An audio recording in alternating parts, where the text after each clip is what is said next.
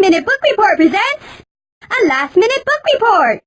So, this is like a spooky book, The Strange Case of Dr. Jekyll and Mr. Hyde by Robert Louis Stevenson. It's London, like a long time ago, and this little kid is running home when this totally shady dude jumps her and pounds her like, ha! Stop, stop, stop! And this other dude saw the whole thing, and he rats the shady dude out to a lawyer named Utterson, and he tells him the shady dude's name was Mr. Hyde. And Utterson's like, dun dun dun! Because he wrote a last will and testament for this important doctor dude named Dr. Jekyll, and he left everything to Mr. Hyde, and that's really creepy. So Utterson asks Jekyll's friend Lanyon if he's seen him, and he hasn't, so Utterson hangs out by the door where the shady dude disappears, and when he sees him, he's like, are you Mr. Hyde? And he's like, whoa, how'd you know? Because you're a shady dude. And he's like, yes, I am. And then Utterson realizes the door is the back door to Dr. Jekyll's lab. Dun dun dun! So this rich guy's murdered, and the witness says the killer was a shady dude. And then Lanyon's hair falls out, and he says he never wants to see Jekyll again, and then he dies, and a letter falls out of his pocket to be opened only when Dr. Jekyll dies. And then Jekyll locks himself in his lab for a week, and he's all like, bring me my chemicals, gotta have chemicals, ah! And then they hear Hyde's voice inside, so Utterson breaks down the door, and inside, Hyde is dead. Dun dun dun! And even though it's Hyde, not Jekyll, Utterson reads the letter, and he finds out Jekyll was doing drugs that made him turn into Hyde. And he was like, I'm Jekyll, I'm Hyde, I'm Jekyll, I'm Hyde! And then he got stuck as Hyde, and he couldn't stand it, so he killed himself. The end. And the moral of the story is, like, drugs make you